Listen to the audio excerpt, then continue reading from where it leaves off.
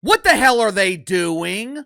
What the hell is ESPN doing? Correct me if I'm wrong here. The NBA is ESPN's most important partner, right? Well, Casey, what about the WNBA? The dump is filled with huge stars.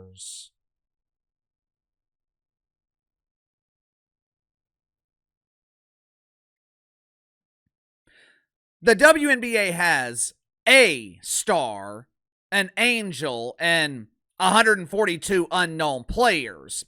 The WNBA needs ESPN. ESPN does not need the WNBA, but they damn sure need the NBA. Without the NBA, I don't think ESPN could survive, but for some reason, ESPN continues to treat the NBA like a polished turd. They provide the NBA with the absolute worst coverage of any sport. In the year of our Lord 2025, what the hell is Mark Jones? Who? Mark Jones! Mark Jones! What the hell is Mark Jones doing calling NBA games? Someone please explain to me how Monica McDougal is qualified to be an NBA analyst. This past weekend was another phenomenal weekend for the NBA. Now, it wasn't as good as the weekend before, but I thought it was still a great weekend for the league. We had the first game of the second round between the Pacers and the Cavs. We had two pivotal Game 7s in the first round, one of which featured the biggest star that remains in the playoffs. And you mean to tell me ESPN prioritized something called Formula One over the NBA playoffs? Formula One?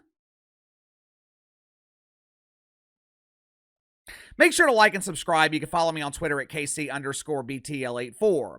How in the hell do you broadcast Formula One over Game 7 of the NBA playoffs? Not one Game 7, two Game 7s.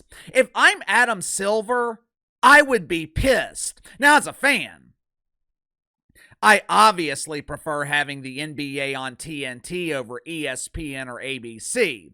Inside the NBA is the best pre- and post-game show in the business, which is why ESPN purchased the rights to it. God willing, we won't have to deal with the shitty pregame shows that ESPN provides next season. The in-game broadcasters are better on TNT. Ian Eagle, Stan Van Gundy, Reggie Miller. Call me a misogynist if you want.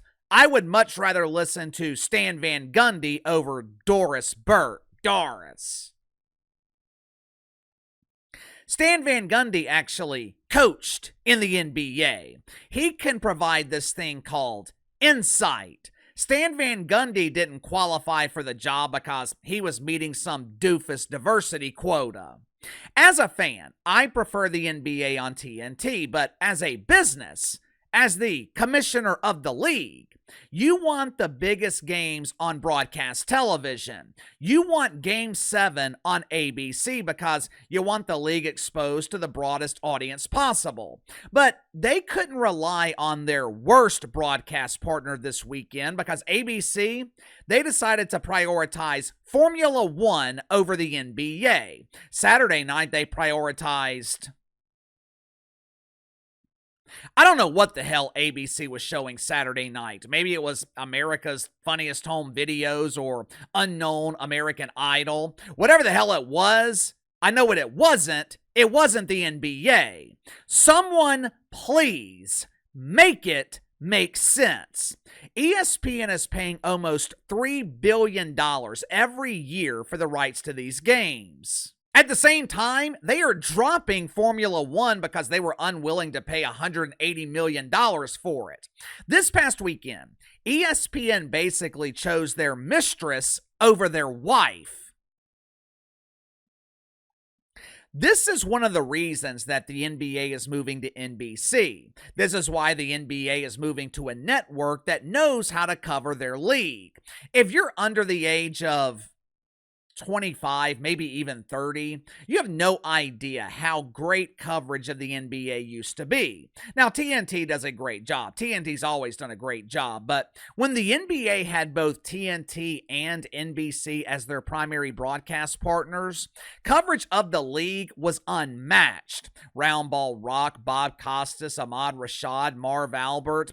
The nostalgia alone was reason enough to move back to NBC.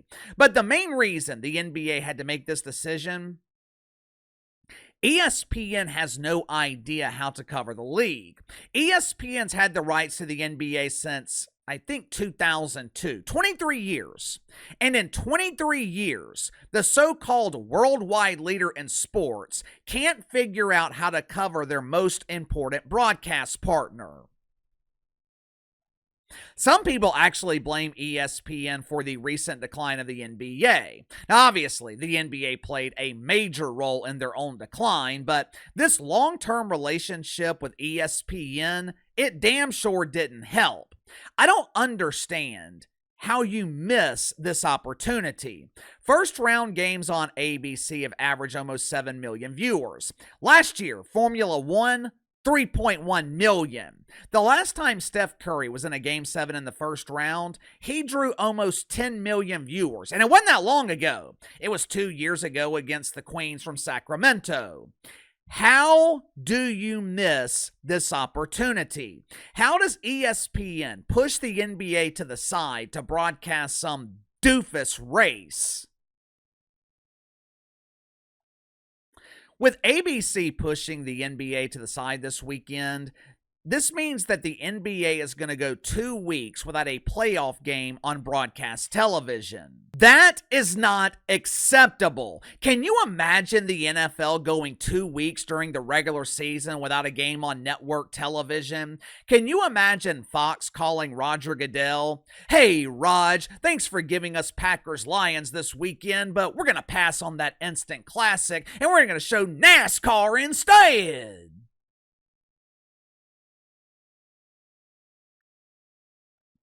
Fox wouldn't have to worry about that problem the following year because Roger Goodell, he would yank their broadcast rights and give them to a network that prioritizes it.